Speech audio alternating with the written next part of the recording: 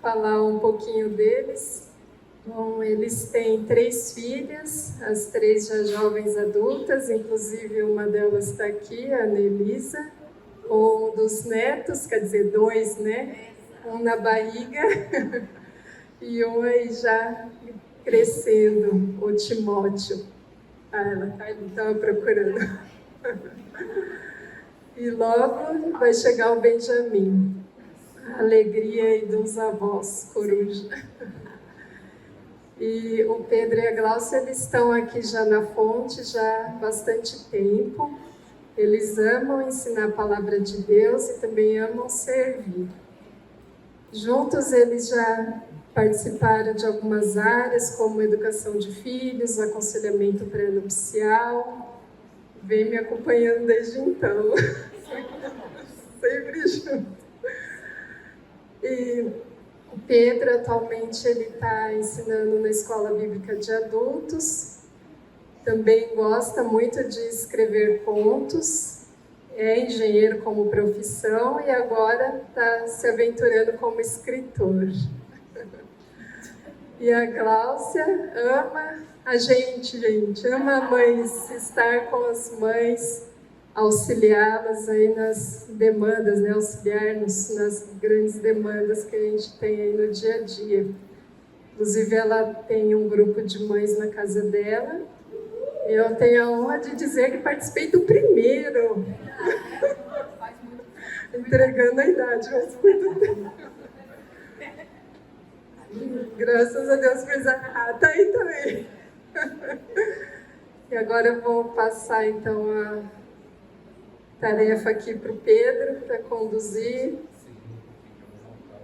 Tá.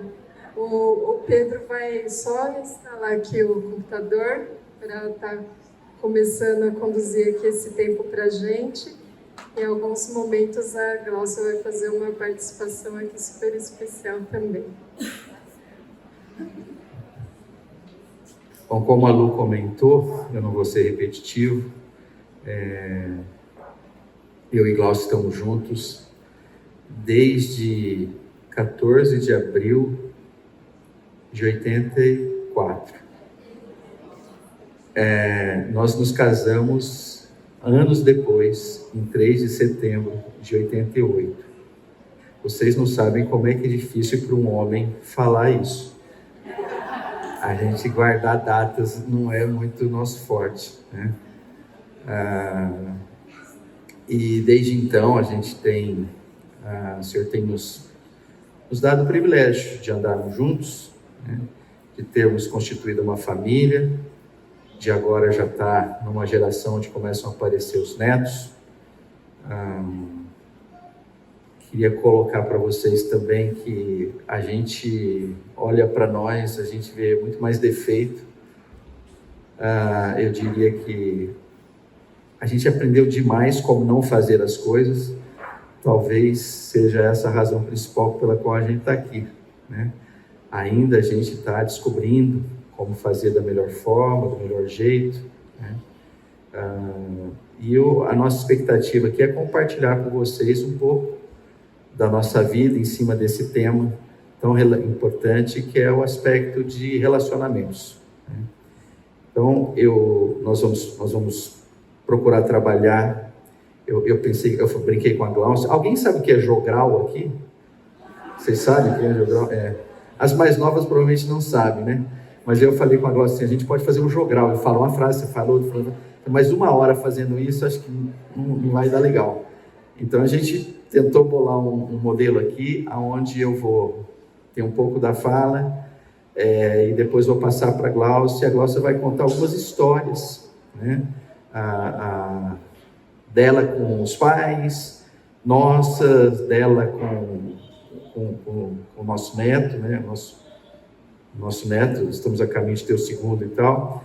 Então a gente vai intercalando dessa forma. Vamos ver se vai funcionar, né? Vocês peguem leve com a Gláucia, que ela está um pouco tensa. E comigo não precisa ter muita dó, não. Pode castigar, tá? Gostaria de começar com uma oração também. Senhor amado, que o Senhor possa nos conduzir ao longo dessa hora aqui, o Senhor possa trabalhar em mim, na Gláucia, em todos que estão aqui, que os nossos corações possam estar sendo quebrantados, que as nossas mentes possam estar refletindo, considerando com sinceridade, que possamos ser encorajados pelo Senhor e de alguma forma também possamos ser exortados por Ti, mas enfim, que saiamos daqui, ó Pai, com o desejo de estar cada vez mais próximo do Senhor, cada vez mais próximo das pessoas que o Senhor tem colocado nas nossas vidas. Essa é a nossa oração, em nome do Teu amado Filho Jesus Cristo. Amém. Gente, então vamos lá. Eu estava conversando com a Lu um pouco antes da gente começar aqui, e aí perguntei para ela quantos encontros tem desse no ano, né? E ela comentou, olha, a gente tem 2 encontros desse no ano. E esse texto que está aí, ele de alguma forma está relacionado com esse papo rápido que a gente teve. Esse aqui é um salmo, né? Acho que boa parte de vocês já leram algum salmo, eventualmente já leram todos os salmos, né? Alguns de vocês talvez não tenham tanta familiaridade, mas basicamente os salmos eles se constituem como o livro de oração dos judeus. Então nesse livro de oração tem um compêndio, né? E geralmente eles separam, olha, esses cantos são para esses salmos são para isso, aqueles salmos são para aquilo e tal. E este salmo aqui é um daqueles salmos que eram cantados geralmente 3 vezes ao ano, que é basicamente quando as 12 tribos de Israel, que já estavam todas assentadas, cada uma num canto, né? Ou seja, já estavam na terra prometida, e aí 3 vezes ao ano essas tribos se ajuntavam. Então nesse caminho, né, de todos irem para o mesmo local de adoração, adorar o Senhor, né, eles cantavam algumas músicas. Essa era uma delas, né? Então esse cântico, alguém deve estar olhando assim e falando assim, mas ô Pedro, é só isso aí? Falou, eu fico imaginando assim, falou, isso aqui devia ser um salmo chiclete, né? Aquilo que o pessoal cantava, ficava na cabeça, guardava e tal. E ele diz assim: como é bom e agradável quando os irmãos convivem em união. É como óleo precioso derramado sobre a cabeça, que desce pela barba, a barba de Arão, até a gola das suas vestes. É como o orvalho do Hermon, quando desce sobre os montes de Sião. Ali o Senhor concede a bênção da vida para sempre. Então, eles não falavam como eu estou falando, eles cantavam. A gente não tem a melodia em si, para a gente saber como é que eles cantavam isso, mas o que a gente tem aqui tem muito valor, né? Então, eu queria colocar rapidamente os 3 pontos que estão aqui. Um deles é aquele povo todo junto tinha uma visão única de que era muito bom, era muito agradável estar junto, né? O fato de estar junto trazia um sentimento de gratidão, um sentimento de satisfação extremamente forte. E aí ele faz 2 comparações, né? Como óleo precioso.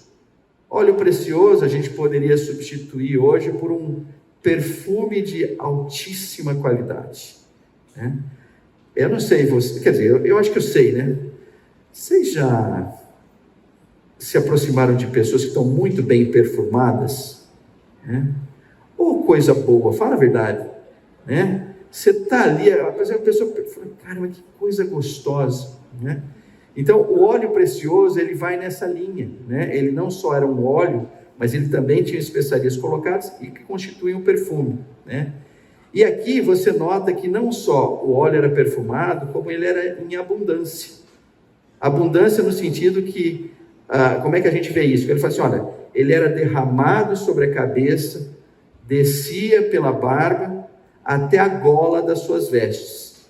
A gola das suas vestes é interessante, né? Porque dá a sensação que gola é isso aqui, né? Mas as golas das vestes de um sacerdote, no caso de Arão, ficava lá embaixo, né?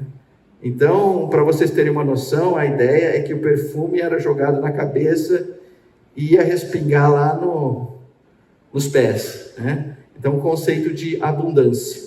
E ao mesmo tempo ele fala, olha, é como o orvalho do Hermon quando desce sobre os montes de Sião, né? Aí basicamente o que ele está querendo dizer é o seguinte: naquela geografia toda ali, né, o Hermon era o monte em si, e quando a noite caía ficava cheio de orvalho aquela região, e embaixo do monte a terra era relativamente seca, né? Mas o orvalho que caía do monte deixava aquela região lá embaixo, né, pela manhã molhadinha, gostosa, agradável, cheirosa também. Então, enfim, ele está pegando alegorias para dizer assim: nossa, como é legal estar junto, né? Como é legal, aí vamos usar a palavra, se relacionar. Como é legal ser visto e ver, né? Então, esse é o salmo que basicamente, tudo que a gente vai tocar a partir de agora, né, se vocês não pegarem nada, se só pegarem esse salmo, eu já estou me dando por satisfeito. Mas vamos lá. Aqui eu só queria comentar também, fazer uma dica. Muito do que a gente vai estar falando aqui, a gente usou um livro-texto para isso, né? E o livro-texto é o que está aí, A Vida que Buscamos, de um autor chamado Andy Crouch, né? Sugiro fortemente, né, para aquelas que quiserem mais profundidade, quiserem de fato ganhar uma visão mais profunda, que compram e leiam esse livro aqui. Bom, então vamos começar falando de relacionamento, né? Então, é fato que, desde a mais tenra idade, desde os primeiros dias, né, quando a gente vem ao mundo, né, a gente está buscando, de alguma forma, relacionamento, né? E mães, né, pais também, mas especialmente mães, aquelas que trouxeram seus filhos à vida, né, anseiam por se relacionar com seus filhos. Essa imagem aqui é muito nítida, no contexto de que, olha, a mãe sabe que no início a criança não enxerga muito bem. O que você faz? Você joga esse carão assim, quase para ficar nariz com nariz, né? Mas ao fazer isso, a criança já começa um relacionamento que vai além do aspecto visual, que não é dos melhores, mas é no aspecto do cheiro, né? Do toque, né? Então você vai usando outras sensações e tal, para dar à criança o conceito de que você é a minha filha, você é o meu filho. Os anos se passam, e aí você começa a ter o privilégio de se comunicar com seus filhos. Uma das coisas mais prazerosas que a gente está tendo agora, o Timóteo está para completar 2 anos, é que ele começou a falar. Isso é um negócio sensacional, né? Então você vai para um outro nível de relacionamento, né? Você fala, ele responde aquilo, evidentemente da forma dele, mas você olha e fala, não, mas está tendo interação, né? Então a relação se aprofunda no contexto de que aquilo que era um pouco mais visual, que era o toque, que era o cheiro e tal, rapidamente evolui para um contexto de relacionamento falado, né? E aí a gente vai chegando lá no final, deu um belo de um pulo e tal, né? Estes relacionamentos, né, os casamentos em si, as coisas vão se multiplicando até o ponto que você vai ter o que a gente chama de uma família, né? Eu vou falar um pouco de lar também, mas por hora aqui a gente vai falar de família. E aí, a hora que você olha para isso, no caso, na foto, estão todos relativamente bem, né? Eu não consegui notar ninguém aqui que não esteja, né? Mas eu fico imaginando o seguinte: que complicação que é o relacionamento entre todas essas pessoas aqui. Então a gente começa a ter ao longo da vida os desafios de nos relacionarmos com as pessoas. As pessoas têm os seus próprios interesses, as pessoas têm os seus próprios sonhos, né? As pessoas estão passando por suas próprias dificuldades, né? E no aspecto de relacional como é que eu estou me comportando? Que agente sou eu para o crescimento daquela pessoa, né? No aspecto relacional. Então são coisas que a gente também vai estar abordando. Para isso, eu procurei dar uma resumida para não ficar algo tão complexo. Eu sei que é complexo, mas nós vamos tentar aqui tirar um pouco da complexidade para nos ajudar no contexto de, o que a gente deve fazer então? Então, nesse contexto, eu separei a vida em 3 partes. Né? Então, a nossa vida, a vida de qualquer um, né? Ela é uma vida relacional, ou seja, eu me relaciono com outros, eu não estou avaliando se está relacionando bem ou mal, mas o fato é que você tem relações, né? O aspecto evidentemente, se é relacional, é coletivo. Ninguém vive sozinho, né? Aí fala, não, mas eu vivo sozinho, e não dependo de ninguém. Aí vem aquela pergunta, você já perdeu um iFood em algum momento? Já, então você relacionou, algum tipo de relacionamento você teve, né? Você se relaciona sozinho, certo, mas você compra alguma coisa? Enfim, né? O aspecto todo é que ninguém vive sozinho, né? A vida não só é relacional, como ela é coletiva. E em última instância, a dimensão, ela é causal. Causal pode ser uma palavra meio difícil, mas o ponto é o seguinte: a vida ela é sempre assim. Se você faz isso, acontece isso. Se você faz aquilo, acontece aquilo. Se você não faz nada, também acontece alguma coisa. Se você faz mal feito, acontece uma coisa. Se faz bem feito, acontece uma coisa. O fato é o seguinte: todo e qualquer movimento seu, ele é causal. Alguma coisa acontece em função do seu movimento, né? Aí vamos pegar aqui, eu vou pegar um exemplo simples, é um videozinho que nós vamos passar, para vocês entenderem o aspecto causal. Aí do causal eu vou pegar um gancho para um outro assunto, que é o slide depois desse vídeo aqui. Mas vamos então dar uma olhada aqui no causal.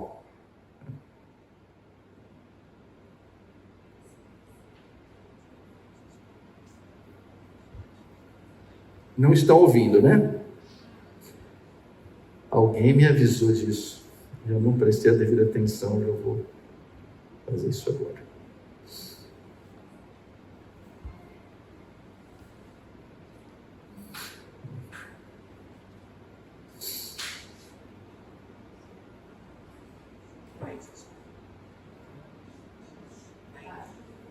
Vamos aumentar o volume?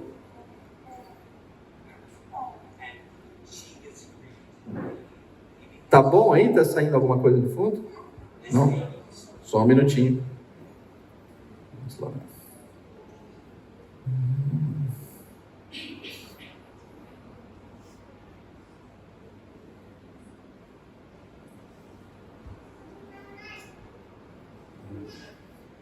Vamos lá.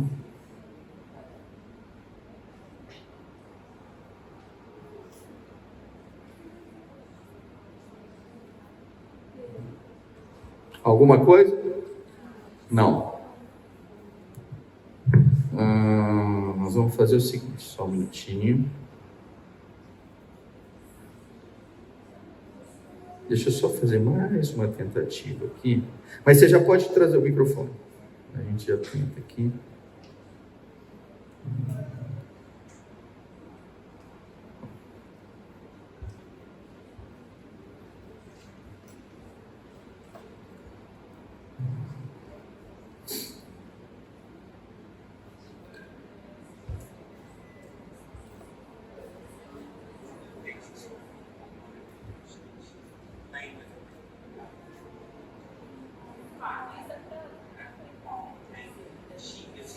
Então, gente, dá para ler, né?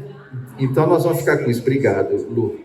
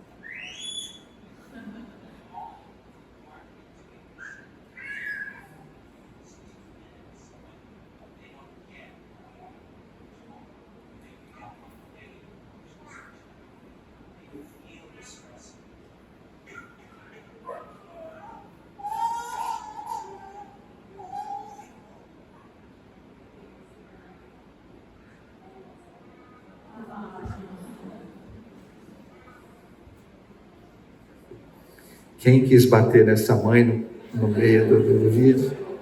Né? Mas isso é uma experiência de um professor chamado Eduardo Tronic, e ele mostra com muita clareza, e é isso que eu queria comentar no aspecto do causal, é assim, olha, no momento que eu estava me relacionando, a criança estava num estágio. A hora que eu parei de me relacionar, ela rapidamente foi para um outro estágio, né? Um estágio onde a gente enxergou o que ali? Uma certa ansiedade, uma certa irritabilidade, quase que o desespero, né? Onde ela grita, o que está acontecendo, né? Aí, ao mesmo tempo, foi interessante, porque a hora que ela volta a interagir, vocês notaram com que rapidez que as coisas entram nos eixos novamente? Mas isso era para ilustrar o aspecto causal, né?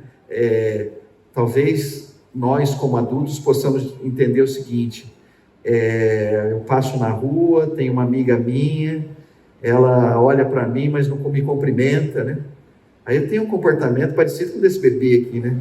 Caramba, mas eu já passei décadas e décadas, né? É que o ponto é o seguinte: até no final das nossas vidas, as coisas se darão nesse ponto, né? A nossa vida é relacional, é coletiva e é causal. E é em função desses três elementos que acontecem algumas coisas interessantes também. E aqui eu espero que vocês guardem também isso, porque eu vou acabar usando esse slide aqui para outras coisas ao longo do estudo. Então, falando do relacional coletivo e causal, olhando para o contexto, assim, olha, a minha vida, em resumo, é isso, né? Mas olha que coisa interessante, todos nós estamos à procura de algo, né? E esses três ingredientes aqui, quando eu somo a esses três ingredientes o tempo, eu vou obter uma coisa chamada reconhecimento. E eu ouso dizer para vocês o seguinte, que todos nós, sem exceção, mulheres, homens, adultos, crianças, nós estamos nessa vida na expectativa de sermos reconhecidos. Assim como aquela criança queria ser reconhecida pela sua mãe, e quando deixou de ser reconhecida, entrou em crise, nós entramos em crise quando não somos reconhecidos. E reconhecimento nada mais é do que isso. É um conjunto de relações, é estar em ambientes coletivos, é entender essa relação causal e, na medida que isso se repete dia a dia, por isso o conceito de tempo, eu espero ser reconhecido. Agora nós vamos entrar um pouquinho na área de tecnologia. Estas grandes empresas têm grandes mentes que entenderam isso de forma profunda. e resolveram trazer o seguinte elemento: será que uma máquina não pode interagir com o ser humano e oferecer àquele ser humano o reconhecimento que ele necessita? Será que dá para ser reconhecido por máquinas? Então, a ideia de boa parte da indústria é trabalhar no reconhecimento que vem da máquina. E essa jornada, ela está sendo cada vez mais intensificada. Vamos pegar alguns exemplos. Aqui eu tenho um celular que já faz um reconhecimento facial. Eu boto a carinha ali, ele fala: ah, é o Pedro, pode abrir. Ah, não é o Pedro, não reconheço, não abre. Então, o reconhecimento facial hoje, é algo que as máquinas começam a se apropriar. Do mesmo jeito, quando eu olho para algumas pessoas e reconheço, a máquina olha e também reconhece. Mas, além do reconhecimento facial, tem o reconhecimento da minha voz. Então, alguns de vocês devem ter um equipamento similar a esse, um Alexa, um Google Home, ou seja, qualquer coisa do tipo, e se não tiverem, os seus filhos terão, e se os seus filhos não tiverem, daqui a pouco você vai... Enfim, você vai ser atingido por aparelhos como esse. E aparelhos como esse são muito interessantes, porque as primeiras versões, eles reconheciam uma voz humana. Agora, eles já reconhecem a voz da Glaucia, a voz do Pedro, a voz do Timóteo. E aí, de fato, você fica meio em crise aqui, porque ele começa a ter um comportamento que você não esperava. Assim como todos vocês que navegam na internet sempre tem aquela leitura de que, olha, tem um vendedor atrás de mim que está olhando tudo que eu estou vendo, e no tempo devido vai me fazer uma oferta. Então, hoje é muito difícil. Você abre o e-mail, você abre o Instagram, você abre qualquer coisa, Você entra numa loja virtual e clica qualquer coisinha ali e tal, pronto, acabou a sua vida, vão te oferecer aquele tênis, que você fala, mas caramba, Então, é um aspecto de que, olha, eu tenho um reconhecimento, inicialmente eu falei, um reconhecimento da sua face, um reconhecimento da sua voz, aqui é um reconhecimento das suas intenções, Olha, ele está reconhecendo as suas intenções, Para por aí? Não para por aí, Hoje já começa a trabalhar, quer dizer, hoje, a tecnologia já está pronta, mas o pessoal ainda não está explorando com tanta, vamos dizer assim, intensidade, o aspecto do reconhecimento das emoções, Então, hoje você já tem ferramentas que você entra lá num grupo, pode participar de um chat, ou participar de uma conversa, no vídeo e tal, e ele olhando para as tuas expressões vai dizer assim, olha, essa pessoa está prestando atenção, essa pessoa está com medo, essa pessoa está feliz, essa pessoa está triste e tal. Então, ele começa também a reconhecer as suas emoções. Algumas pessoas vão dizer assim, Pedro, mas esse negócio é complicado, é muito futurista. Aí eu só trouxe um QR Code, depois quem quiser só clica e você entra no aplicativo e começa a fazer gracinha com ele, ou começa a chorar e rir, você vai ver que ele consegue interpretar em tempo real, dizer como é que está o seu estado de humor. Então, gente, o que eu queria comentar aqui nessa parte aqui, é que nós temos dois tipos de encontros hoje, e resolvemos categorizá-los, ou dar nomes a eles, um que a gente chama de encontros personalizados, e outros que a gente chama de encontros pessoais. Então, os encontros personalizados são aqueles que eu faço com a máquina, e os encontros pessoais são os antigos, que eu faço com gente, E aí, procuramos aqui categorizar, para a gente entender com mais profundidade, por que volta e meia esses encontros personalizados são interessantes e nos atraem. Então, vamos lá, comparando um com o outro. Os encontros personalizados, eles são simples. Não tem complexidade.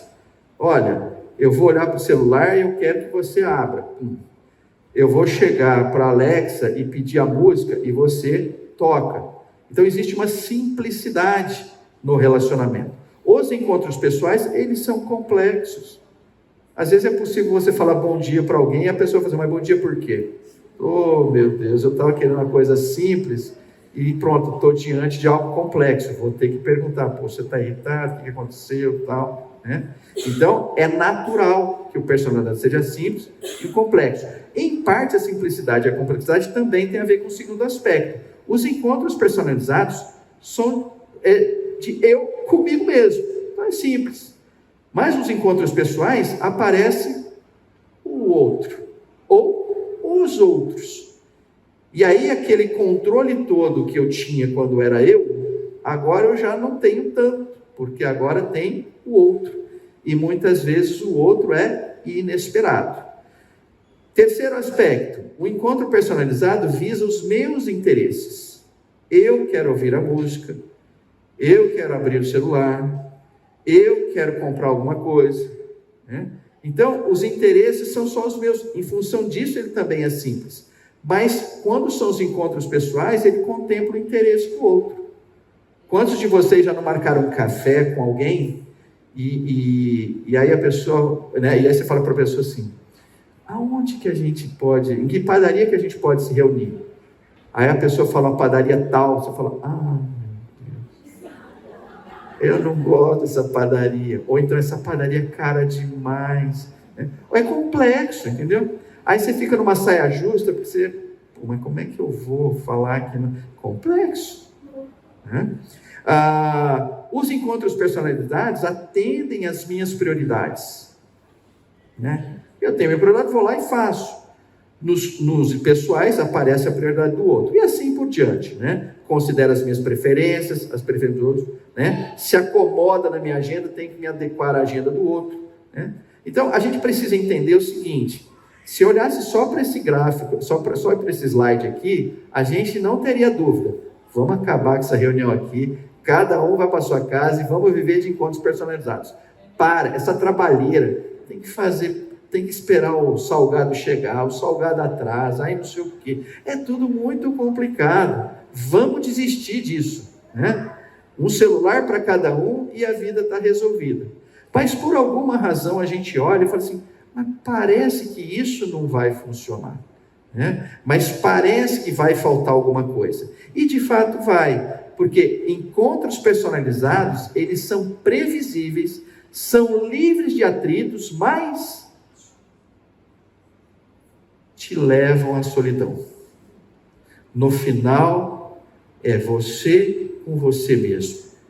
E a hora que você olha para uma figura dessa, você fala o quê? Eu não queria ser essa pessoa, né?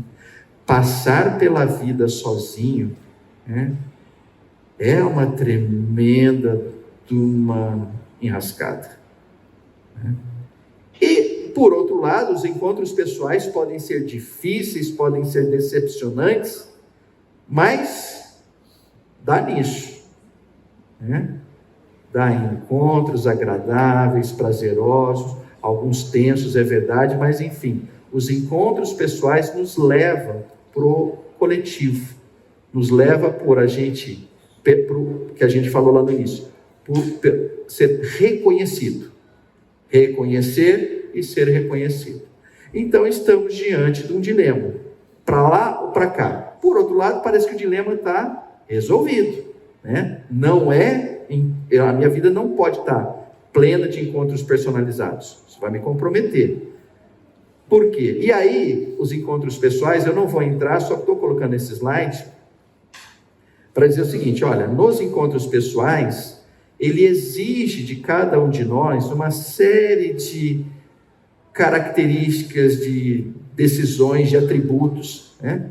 Então, rapidamente, é o seguinte, encontros pessoais de qualidade, eles exigem vulnerabilidade, que eu me apresente como eu sou, que eu não faça um papel, né? Que eu me apresente como de fato sou, com as minhas forças, com as minhas fraquezas, né? Isso é extremamente relevante para que o relacionamento seja profundo e de fato venha resolver uma série das as minhas carências. Eles são imprevisíveis, definitivamente, né? Vai ter frustrações no meio do caminho, é um fato, né? Ele exige uma série de cuidados, não tenha dúvida nenhuma. E o que eu botei lá no final é o seguinte: relacionamentos vão precisar de reconciliação constante, de um exercício mútuo de perdão. Por quê? Somos humanos e vamos errar. Nem tudo nós vamos acertar. Ouso dizer que a gente mais erra do que acerta, né? Então, o perdão é a cola necessária para que aquele relacionamento se mantenha. Se não houver perdão, não há reconciliação, e isso impede que aqueles relacionamentos amadureçam. Bom, até aqui está tudo bem? Esse foi, vamos dizer assim, a fundação que a gente fez para a gente poder, por incrível que pareça, começar a falar. Mas eu precisava de sedimentar essa parte. Tá legal? Alguma dúvida? Nenhuma? Tá bom. Então agora nós vamos falar do que o autor chama a era dos superpoderes. E aí, bem-vindo. Essa era nunca existiu na humanidade. Nós somos os primeiros habitantes dessa era. E não é à toa que a gente fica meio confuso, porque se a gente for procurar outros que viveram isso, a gente vai falar, não vivia isso, né? Mas vivia o quê? Do que é que nós estamos falando? Nós estamos falando de coisas como isso que está aqui, né? Nós estamos aí na primeira geração que tem um negócio simplesinho desse aqui, que eu vou lá e jogo o que eu quiser e sai alguma coisa. Eu posso desde botar assim, farmácia tal está aberta, né? E ele me dizer se está ou se não está. Eu posso chegar lá e botar assim, olha, o medicamento tal, qual é o preço dele, né? Eu posso chegar lá e falar assim, estou pensando em me matar, o que você me sugere? Olha, o que eu vou dizer é o seguinte, eu nunca vi alguém chegar para mim e falar assim, olha, eu botei isso no Google e não aconteceu nada, né? Sempre acontece alguma coisa. Se a dica vai ser boa, se a dica vai ser ruim, se vai resolver o problema, é outra história. Mas o fato é o seguinte, esse cara é melhor do que um cão. Ele é fiel. Você põe lá e alguma coisa ele te dá, né? E isso a gente chama de superpoderes. Eu estou pegando um exemplo simples. Será que a farmácia está aberta?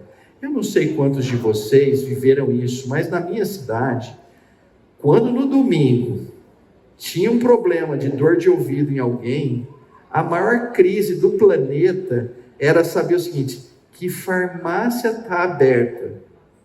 Não tem menor... Gente, eu me lembro, a minha mãe falou assim, vai lá no Zé da farmácia, depois dá um pulo na droga. Eu ficava rodando a cidade para arrumar um medicamento de dor de ouvido para minha irmã. Era loucura, né? Eu fico olhando e falo, mas que coisa engraçada. Então, isto aqui é o que a gente chama de um superpoder que hoje está disponível. A gente tem outros superpoderes. Por exemplo, né? Alguns vão falar assim, Pedro, por que você não pôs o Waze? Então, assim, não vamos entrar em brigas de localizadores. Mas eu botei aqui o Google Maps, né? E esse Google Maps, não sei se vocês estão percebendo, talvez não, mas aqui tem uma coisa meio complicada, né? No nossa família, a gente botou todo mundo, compartilhou com todo mundo, então em tempo real a gente sabe onde está todo mundo, né? Alguns vão falar assim, eu não vou botar meu nome, como é que vai ficar me perseguindo, como é que é stalking, né? Vai fazer stalking comigo? Eu falei, olha, digamos assim, eu quero acreditar que tem stalking do bem e stalking do mal, eu chamaria esse stalking do bem, mas enfim, eu quero avaliar pelo aspecto de superpoderes. Aonde está fulano de tal? Fulano de tal está aqui, agora. Há quanto tempo ele está aí? Está assim. É muito louco, não é? A gente tem experiências do passado, que pessoas que iam viajar para fora, e que a pessoa ficava um mês, e ninguém tinha nenhuma notícia, se ela tinha morrido, se ela... né, a pessoa sumiu do mundo. E não sei se vocês se lembram disso, a gente ficava na boa, não é? Agora, eu já estou falando mal desse cara aqui, porque é o seguinte, no que trava aqui, a pessoa ficou mais de 15 minutos sem dar... Falou aqui, o que está acontecendo? Foi sequestrada, mataram, bateu o carro, não sei o quê, né? Mas de qualquer forma, assim, como diz o Homem-Aranha, né? Como é que é o negócio? Para todo poder tem suas responsabilidades, coisa desse tipo. O Google Maps é uma dessas aí. E agora, vocês estão notando que a gente tem uma foto aqui bem moderna, né? Então, antes da Glaucia já vai vindo para cá, já estou pondo isso aqui. Eu só quero fazer uma pergunta para vocês. Vocês lembram daquele Onde Está o Wally? Então é o seguinte, eu queria que... Cadê a Glaucia aqui? Peraí, como é que é? Vamos voltar aqui. Aonde que está a Glaucia?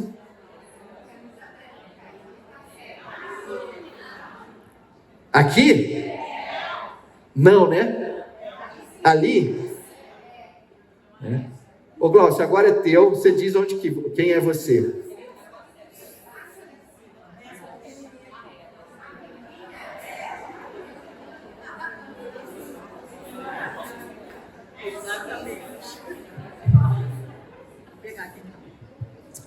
Bom, meninas, bom dia, né? Quando eu penso, né, como que seria a vida sem o mundo digital hoje, eu tenho que parar e observar o meu passado, né?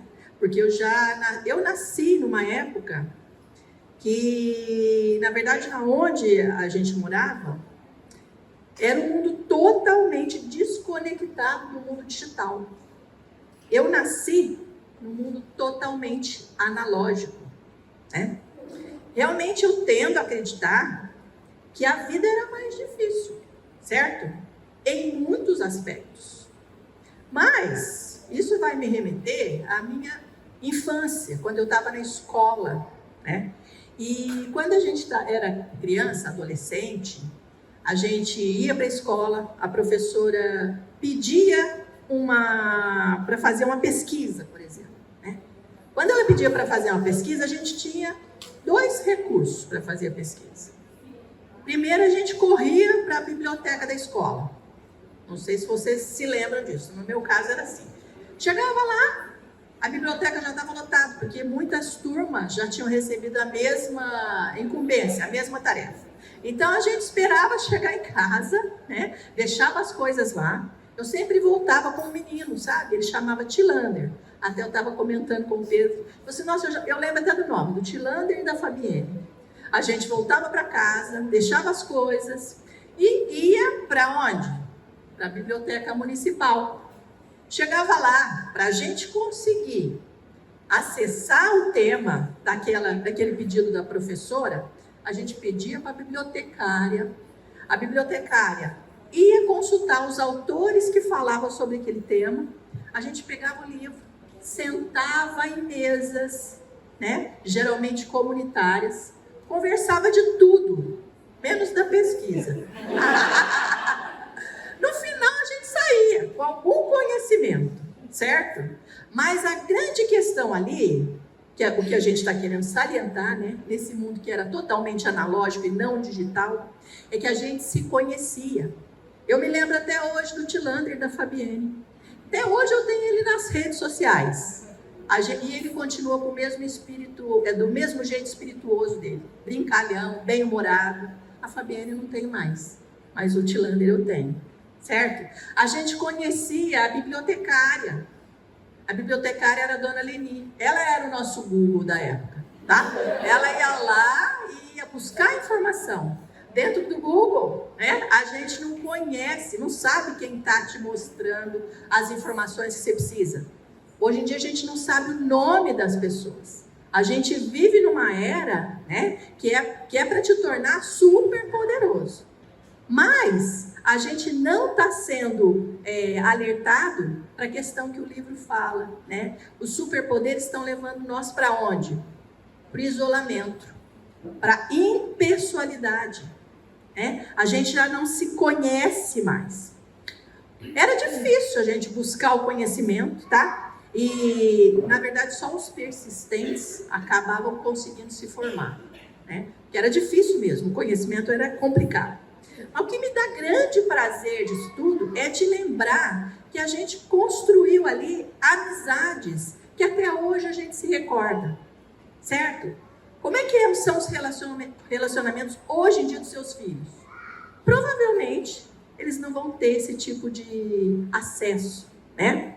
Não vão conseguir mais buscar esse tipo de reconhecimento, né? Porque ali não só a gente conversava da vida, mas a gente às vezes conhecia a família da pessoa. Quantas vezes eu fui na casa desses dois amigos fazer tarefa? E ali a gente conhecia o pai conhecia o meu pai, porque o pai trabalhava no banco, o outro trabalhava em outro lugar, acabava se cruzando. Era um relacionamento de amizade, onde a gente era o quê? Reconhecido. É inegável dizer, então, né, que a tecnologia mudou a forma de pesquisa. Inegável. Hoje, a gente acessa ali o Google, né, rapidinho a informação aparece, imediatamente, né? Nesse sentido, a tecnologia é uma aliada na busca do conhecimento. Nós não precisamos mais nos deslocar de casa até um lugar que se chama biblioteca para buscar o conhecimento. Mas, por outro lado, a gente não se relaciona mais com as pessoas. E o livro ele aborda exatamente isso, né? Nesse capítulo que o Pedro propôs. Ele alerta: poder fácil é uma das características mais singulares daquilo que começamos a chamar de vida moderna. Em diversas áreas, a tecnologia ela tem equipado os seres humanos para reduzir intensamente a sensação de esforço. Mas o ser humano ele deseja o quê? Os superpoderes. Eles desejam o quê? Nós desejamos o quê? Sermos melhores. Porém, né, a gente está obcecado por essa busca. Independente de estarmos conscientes ou da gente não estar, a gente está obcecado por isso. E a gente se esquece do principal, daquilo que nós fomos chamados para ser, né? Quando você olha para o que acontece, quando a gente adquire esses superpoderes, é chocante a gente constatar o quê?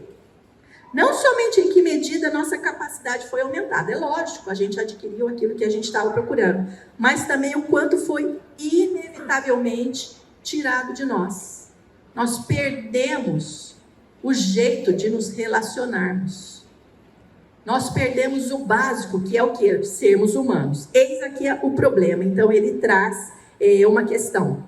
Você não pode usufruir de um superpoder e continuar sendo uma pessoa plena, no sentido de um complexo coração, alma, mente, que foi criado para quê? Para amar. O Senhor nos criou para isso. Quando a gente tira isso do ser humano, o que sobra? Os superpoderes, eles são poderes fáceis. E poder fácil, no fim das contas, ele nos diminui. A atividade mental característica do nosso tempo é arrastar o dedo, certo? Arrasta o dedo por uma tela. Nossas capacidades de atenção, memória, concentração, elas estão diminuindo. Absorvemos picos vazios de banalidade. Eu achei isso muito forte. Feeds de notícia, postagens, imagens, episódios. Sabe para quê? Para compensar tudo aquilo que nós perdemos. As profundezas da alegria, do lamento, que são genuínos de quem? Do ser humano. E nós acabamos nos adaptando a esse mundo digital que deixa totalmente de lado essa questão que o Senhor nos colocou dentro do coração, tá? Eu acho que o Pedro vai falar da Shema, né? Na verdade, eu acho que esse é um ponto bem relevante dentro desse contexto do mundo digital. Depois eu volto aqui para dar outros exemplos.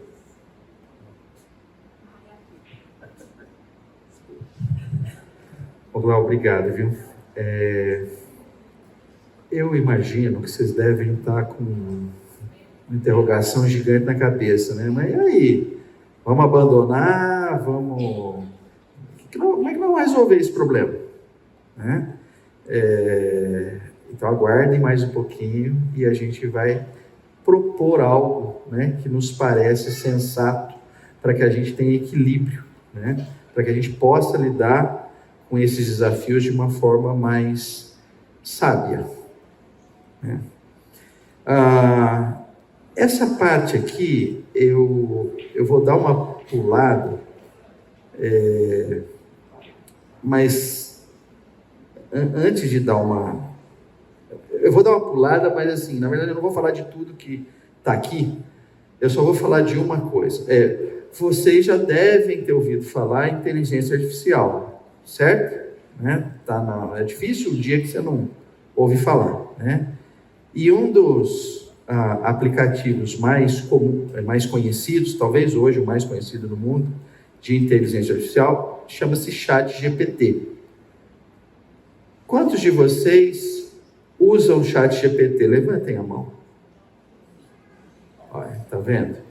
Então tá um número legal. Então eu vou dizer o seguinte, depois vocês procurem essas pessoas que levantarem a mão, que elas vão te dar mais detalhes do que eu vou passar aqui. Tá?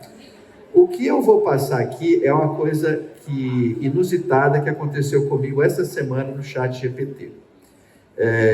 Como nem todo mundo levantou a mão, eu estou tentando pular, mas acho que eu não vou conseguir pular. Mas enfim, imagine que o ChatGPT é um WhatsApp, que na outra ponta tem uma pessoa extremamente capaz para responder toda e qualquer pergunta na sua vida. Mas não como o Google para te direcionar para um site e tal. Não, ela vai responder. Então você fala assim, olha, briguei com a minha vizinha agora. O que você me sugere? Ele vai lá e você fala, caramba, é isso aqui. Né? Você vai falar, olha, é o seguinte, estou precisando falar algo para o meu marido, mas eu não queria que ele ficasse muito chateado, eu comprei uma geladeira de 40 mil reais. Você escreve lá, ele vai te falar. Ele vai assim, olha, né? Provavelmente ele vai responder assim, a hora que ele chegar, você tem um jantar preparado. Olha, eu não sei o que ele... Mas ele responde e você olha e fala assim, faz um danado do sentido. Ou seja, esse ChatGPT de fato é uma inteligência artificial que nos impacta. E essa semana, voltando ao assunto, ela me impactou muito. Deixa eu ver se eu consigo mostrar para vocês. Eu acho que eu consigo. Tá vendo aqui? Esse é o ChatGPT, tá? Então, essa aqui é uma conversa que eu tive com ele. Tá vendo ali minha carinha ali? Né? E eu perguntei para ele assim, qual a diferença entre a palavra nous e a palavra frônesis e outras palavras que significam sabedoria? Tá vendo? Eu estava fazendo um estudo bíblico e aí eu perguntei isso para ele. E aí, vamos lá. E aí ele me respondeu, né? A palavra nous não significa sabedoria, mas sim nós em francês, é um pronome pessoa, né? Então, beleza. Mas isso aqui tudo bem, né? Aí eu fiz outra pergunta para ele. O que significa nous no grego? Então vocês notaram que nous ali, ele tinha entendido que era uma palavra em francês, né? Então ele me deu uma bronquinha. Ele falou, você está querendo comparar nous, uma palavra em francês, com frones, que é uma palavra em grego? Você está, né? Ele educadamente falou assim, você não está legal, né? Aí a hora que eu fiz a outra pergunta, o que significa nous no grego? O que aconteceu com ele? Ele falou, ai, ele queria falar nous no grego e não nous no francês. E aí ele fez isso que eu achei surpreendente. Opa, onde que está?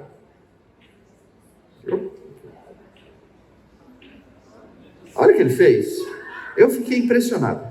Peço desculpas pela confusão anterior.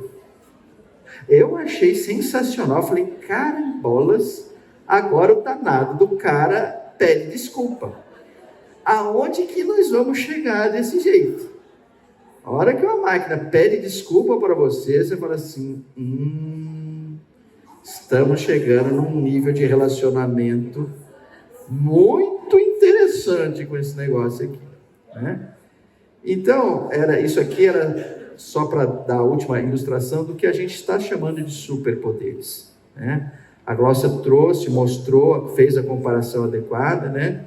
E aqui a gente só foi um degrau a mais para dizer o seguinte: olha, estamos chegando num ponto muito misterioso, muito desafiador, né? Que definitivamente ninguém sabe onde vai dar isso. Aqui eu também botei um QR Code, você clicar, você vai para o ChatGPT e faz suas perguntas lá, então. Essa parte especificamente, eu também vou... quer dizer, eu falei que ia pular o ChatGPT, acabei não pulando, então beleza. Mas essa eu vou pular, né? Que é entender por baixo, assim, o que está movendo esse avanço, né? Por que as pessoas as empresas estão insanas na busca disto, né? Para resumir a conversa, a ideia é o seguinte: olha, a tecnologia, ela sempre vai ser desenvolvida para servir, antes de tudo, a geração do lucro econômico. Ou seja, a turma está ligada na grana, né? E fará aquilo que for necessário para obter mais grana, né? Então, a gente precisa entender isso, né? Não existem nem pessoas, quer dizer, eu estou fazendo uma afirmação meio perigosa. Pode ser que existam exceções, tá? Mas a leitura que faço, e que o autor também faz, é o seguinte: olha, por trás de toda tecnologia como essa, né, não existe um gênio do mal, nem um gênio do bem. Existe alguém que está olhando e fala assim: olha, as ações precisam ganhar valor de mercado. Eu preciso pagar mais dividendos. Eu estou em busca do meu próximo $1 bilhão, né? Então, a tecnologia, o que a movimenta é o que a Bíblia chama de mamon, né? Então, lembra do trecho de Mateus, quando o Senhor diz assim: você não pode servir a Deus e a mamon, porque ou você vai agradar um e desagradar o outro, ou você vai desagradar um e agradar o outro. Então, o Senhor está estabelecendo o seguinte: entre o Senhor e Mamon não há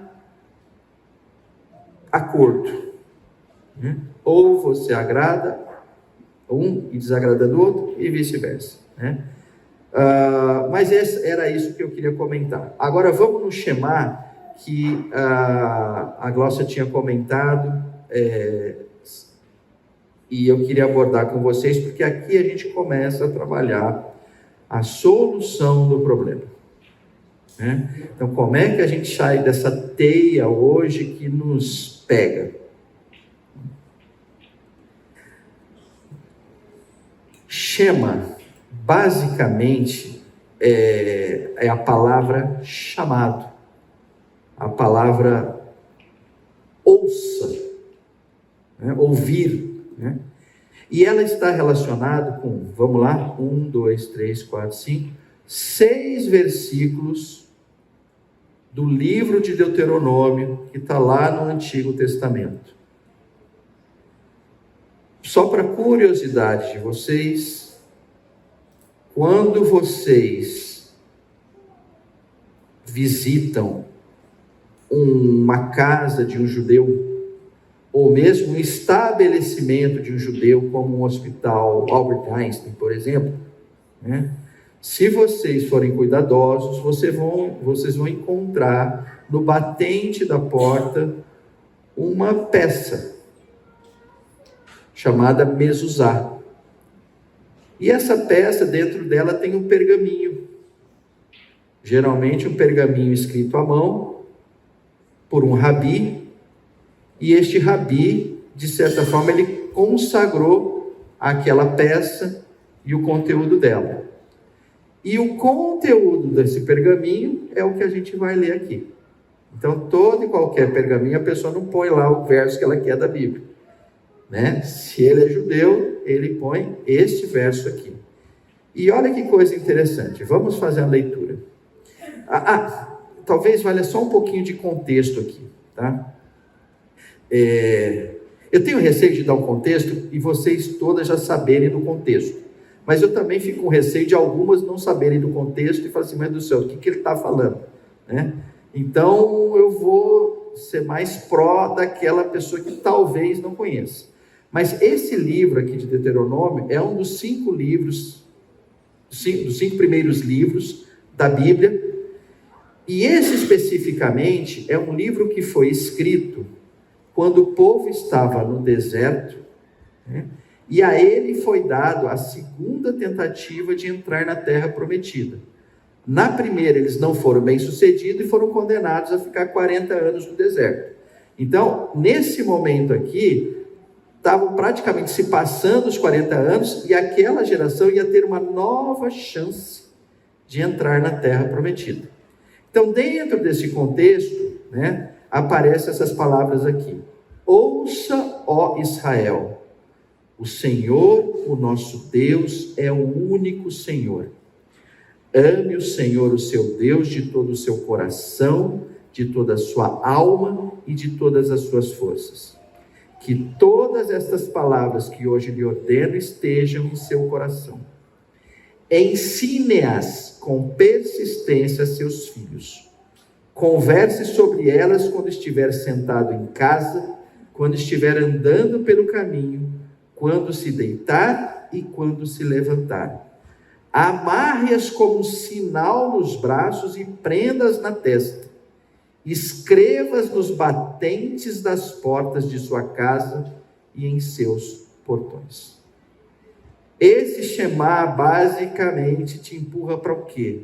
Olha, ame o teu Senhor com tudo que você tem.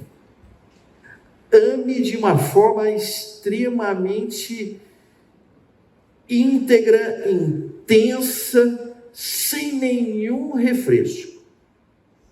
E em fazendo isso, com essa intensidade, com essa integridade, você gruda nos meninos, gruda nas meninas e ensina isso para eles. De uma forma assim, total. Por que a gente pode dizer de uma forma total? Olha só, veja o que sobra. Converse sobre elas quando estiver sentado em casa, andando pelo caminho, quando se deitar e quando se levantar. Sobrou o quê? Aqui o 8 e o 9, vocês devem ter maridos que são fissurados por futebol. E eles têm camisa, tem bandana, tem boné, tem, enfim, tudo. Aqui ele está dizendo assim, olha, é parecido com o time de futebol. Amarre-as como um sinal nos braços, prendas na testa, escreva nos batentes das portas e em seus portões. Declare de uma forma completamente aberta. Olha, aqui o Senhor reina. Então, olhando para isso tudo aqui, a gente começa a ver uma saída, uma solução para isso. O Shema praticado torna aquele lugar um lar. Olha que coisa interessante.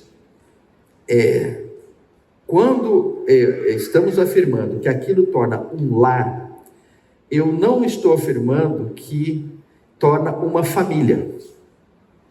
Porque você pode ter uma família, mas não ter um lar. Você pode ter um lar e não ter uma família. Mas então família não é importante? Olha, família é extremamente importante. Mas o ponto aqui é lar. Então, nesse contexto,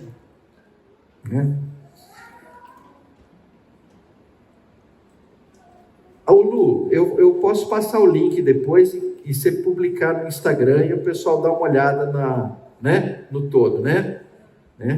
Beleza, então tá bom. Então, alguns slides que eu vou passar rápido, depois vocês vão lá, vai ter um post em algum momento, entre hoje, amanhã e segunda-feira, né? E que vocês entram lá, clica e vocês vão ver tudo que está vendo aqui, tá? Então, aqui eu vou parar só nesse slide para dar a dimensão um pouco mais aprofundada do Shema, né? Daquilo que a Gláucia rapidamente comentou aqui. Olha, o que é amar de todo o coração, de toda a alma, de todo entendimento e com toda a força, né? Então, coração somos motivados e dirigidos por nossos desejos e sonhos. Esse é o coração. A alma, a profundidade do ego, que é exclusivamente nossa, que é o que a gente chama às vezes de eu mesmo, né? Entendimento, aquilo que nos faz, nos dá capacidade para que a gente reflita sobre o mundo, né? E a força é a nossa energia. É a energia, é a disposição, é a intensidade com que a gente se debruça em cima de alguma coisa. Agora eu vou chamar a Gláucia, porque vocês vão ver uma história dela com esse garotinho aqui, tá? E se tudo correr bem, vocês vão entender com mais profundidade o Shema.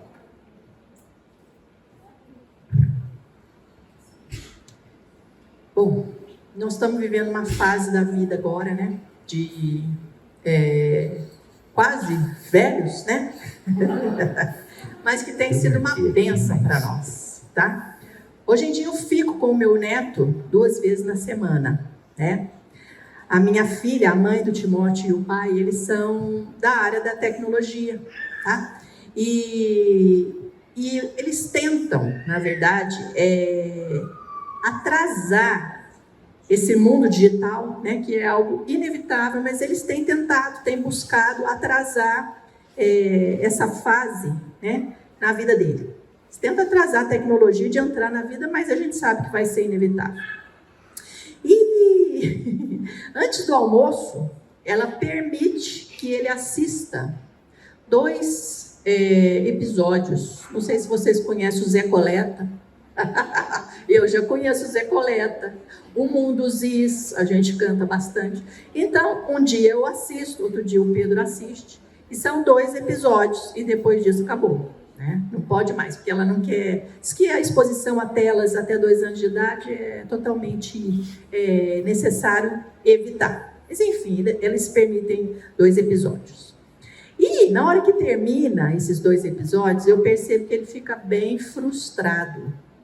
E a gente fala assim para ele, ó, não vai ter mais tela. Ele fica, às vezes ele briga. Às vezes ele já está naquela fase de ficar muito irritado, né? Ainda mais agora que a mãe está esperando o segundo, eu acho que ele espera ali um conforto onde ele não pode buscar. Então, nesse momento eu pego e começo a conversar com ele.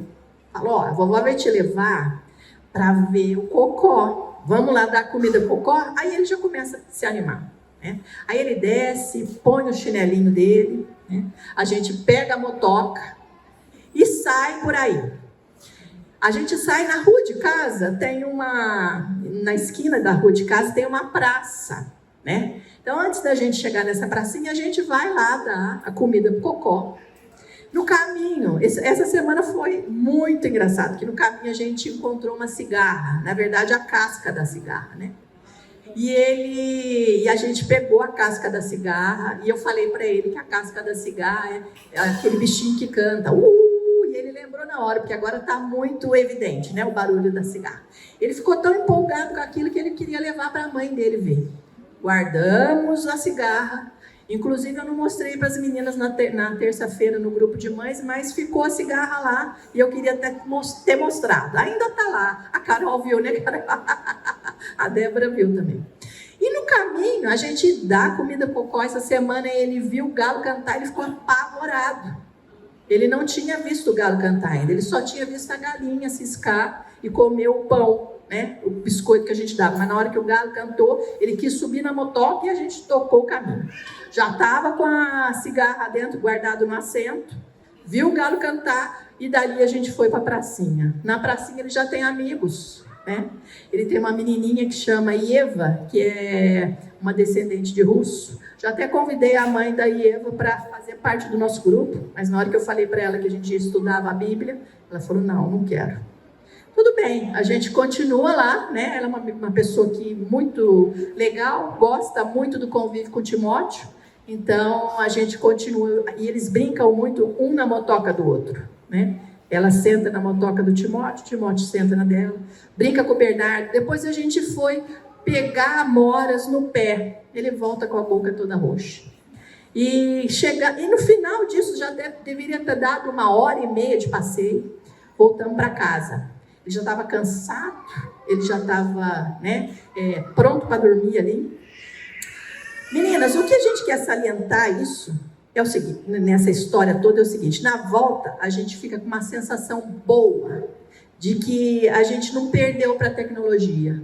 A gente conseguiu criar ali, né, um tempo de interação que a tecnologia não ia dar para ele. E ele poderia ter ficado lá assistindo a televisão, né, se os pais permitissem.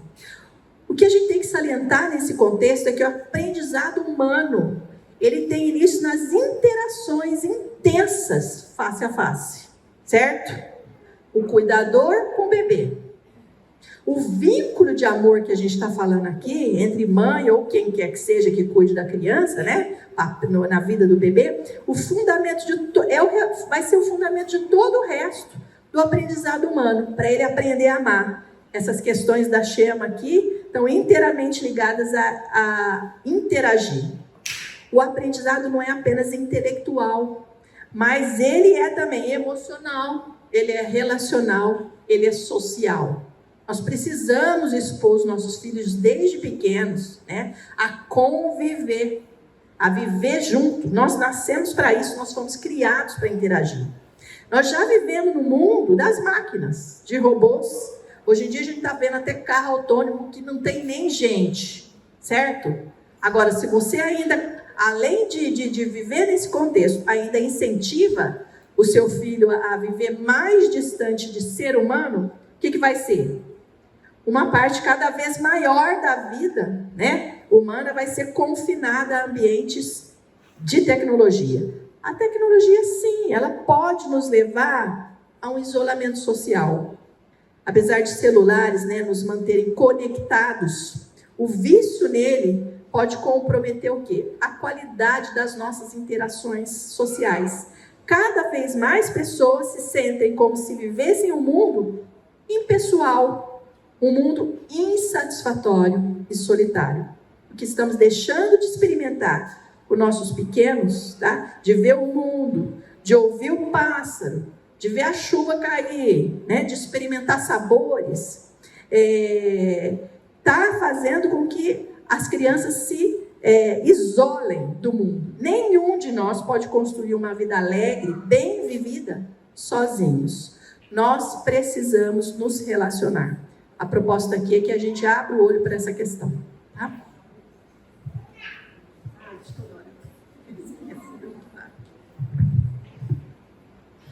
Bom, obrigado de novo. Gente, agora a gente está encaminhando para a parte final aqui. Nós vamos ter mais 6 minutos. Então, eu sei que vocês têm um monte de compromisso ao longo do dia e tal. Nos próximos 6 minutos, a gente vai fazer uma coisa um pouco mais introspectiva, né? Eu vou fazer uma pergunta e vou fazer alguns comentários em si, na expectativa de que vocês primeiramente compreendam e depois internalizem isso, né? Internalizando isso, comecem a encontrar espaços, né, para que vocês e todos aqueles que estão próximos a vocês sejam reconhecidos, sejam valorizados, né? Estejam num processo de crescimento saudável. Então, para isso, né, Eu vou pular umas partes aqui, não tem como. Eu vou chegar nisso aqui.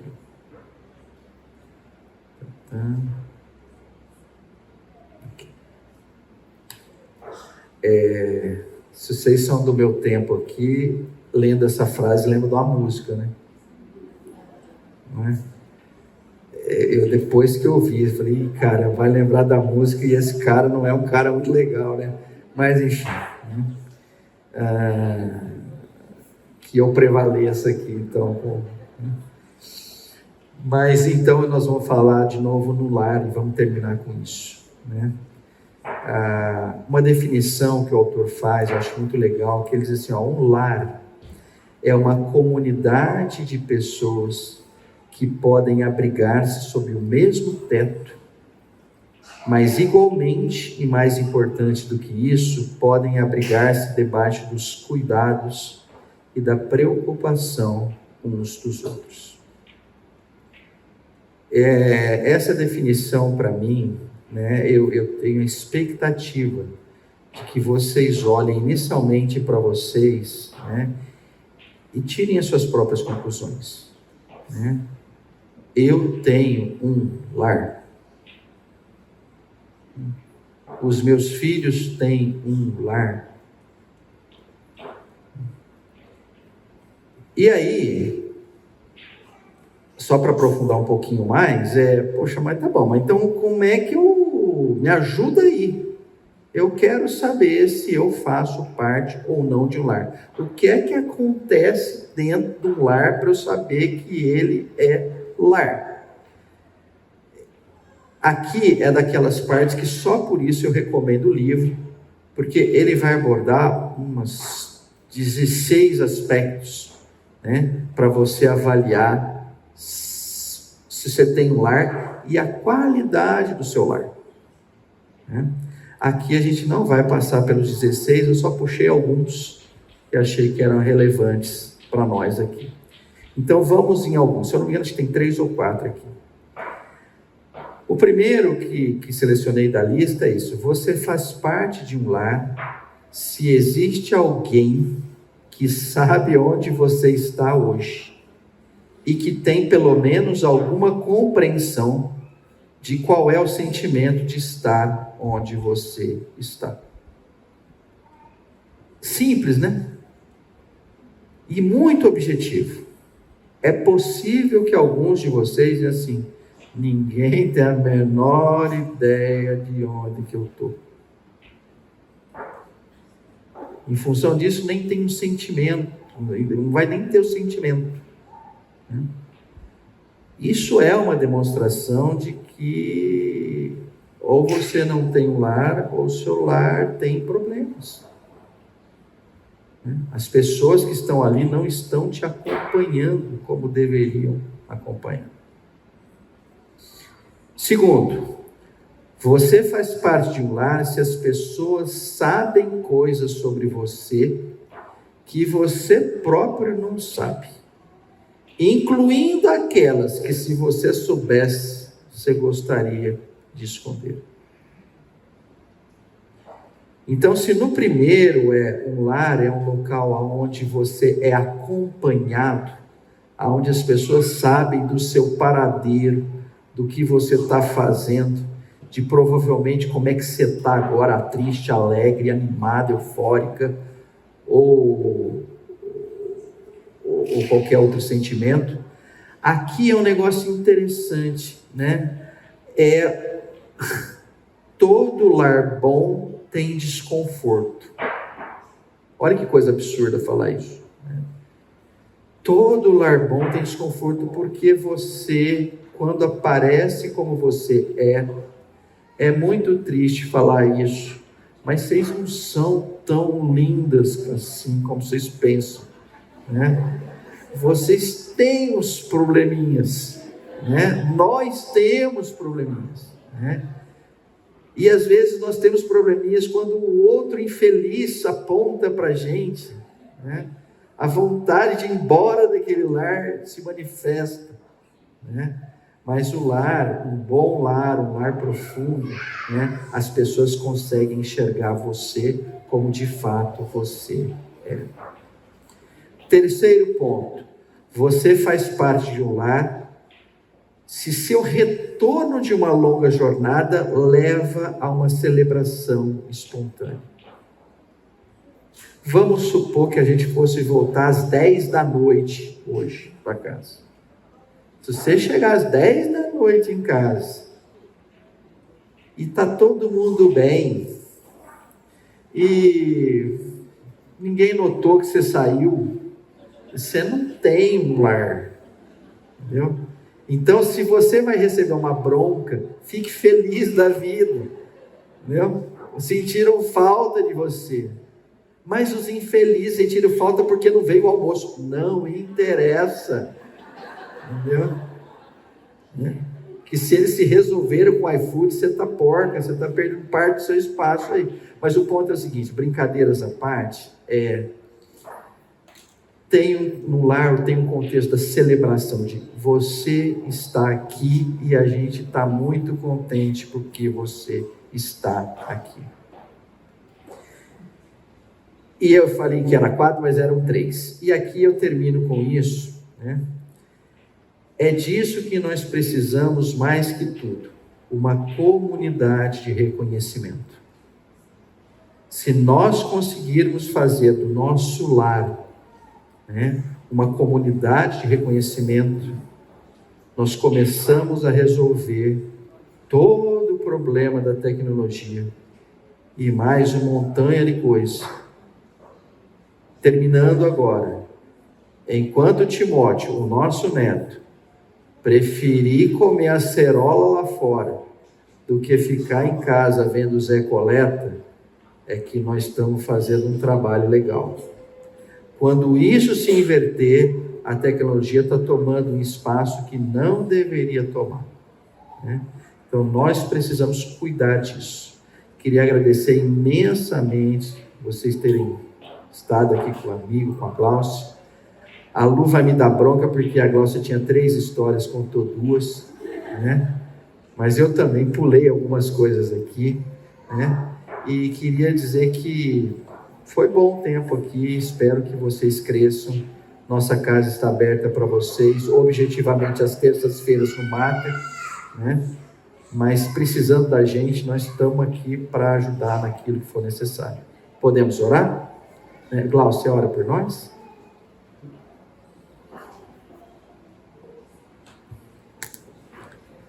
Senhor Jesus, nós queremos te agradecer por esse tempo aqui, ó Deus. Nós queremos te pedir que o Senhor nos ajude a enxergar daquilo que a gente acabou de estudar agora.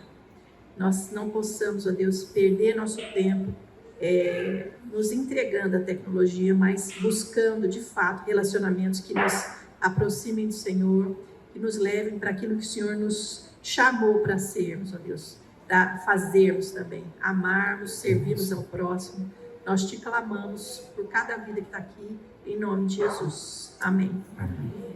Bom, quero agradecer o Pedro, a Glaucia, pelo ótimo tempo que conduziram aqui para a gente.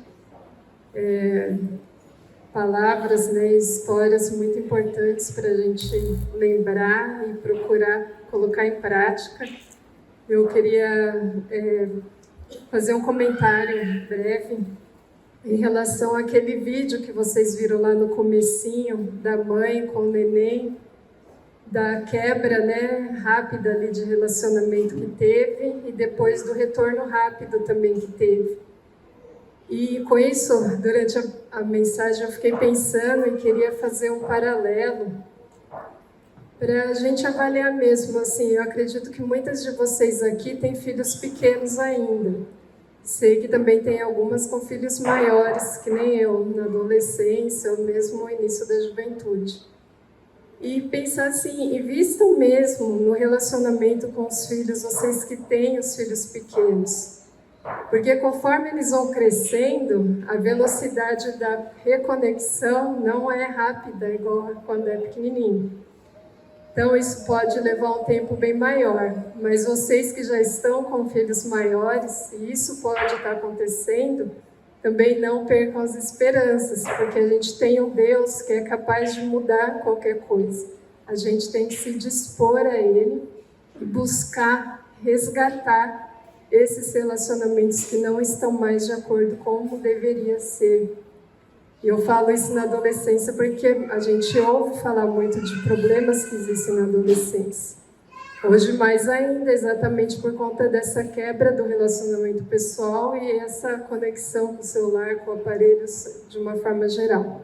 Então, invistam no relacionamento com seus filhos. E pedir a paciência de vocês só mais um pouquinho que a gente tem. Vai passar um vídeo e depois vai fazer um sorteio. E aí quem quiser também, ainda tem a livraria, tem, acredito que é um pouquinho de lanche ainda.